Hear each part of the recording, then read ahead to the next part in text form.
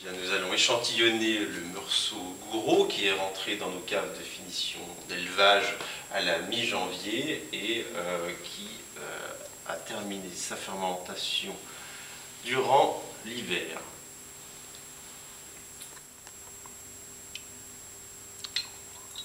Le vin est déjà clarifié. Il faut dire que les températures hivernales ont été basses.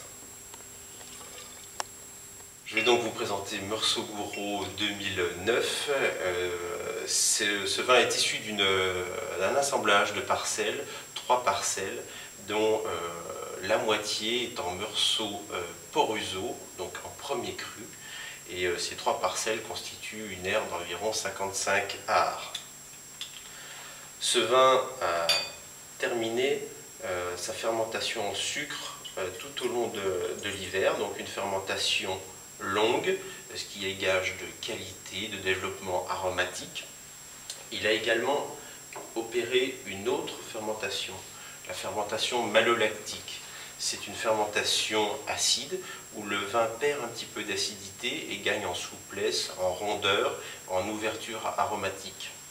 Il a déjà pris une belle couleur jaune doré grâce à un élevage en fût qui apporte de l'oxygène et aussi les notes noisettes propres au Meursault et à leur élevage sur lit.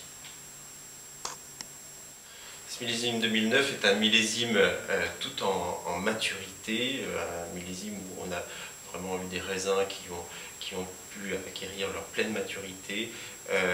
Toutefois, sur ce Meursault, on a aussi un très bel équilibre acide, puisqu'on a déjà un positionnement sur des bases tout à fait dignes des meilleurs millésimes. Les notes d'ananas qui sont sorties de la fermentation alcoolique laissent place aujourd'hui à un chardonnay très typé sur du fruit mature, sur des fruits blancs et quelques touches florales. Ce vin est donc en train de mûrir dans les caves Albert Bichot au sein de fûts de chêne, de forêts de Tronchet. Le bois va avoir 2 apports principaux. Il va laisser passer l'oxygène afin que des réactions au sein du vin puissent permettre sa maturation et son ouverture. Et puis il va aussi avoir un support. Le fût va être un exhausteur, va être là comme piédestal pour positionner le vin sans toutefois prendre le pas sur celui-ci.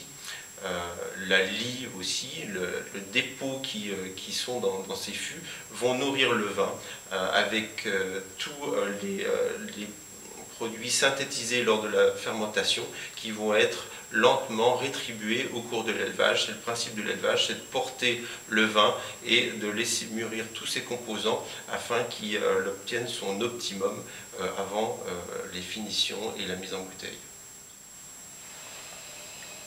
Cette belle complexité naissante va pouvoir nous faire associer ce vin à plein de mets, à des viandes blanches, de volaille à la crème, mais aussi sur cette tension d'acidité, pourquoi pas une Saint-Jacques en carpaccio avec un filet d'huile de noisette. C'est un vin qui ouvre toutes les potentialités, tant sur des mets fins que sur des mets au support un petit peu plus épicé, parce qu'on a dans ce vin des notes d'épices, de vanille, et une complexité qui va donc offrir tous les potentiels.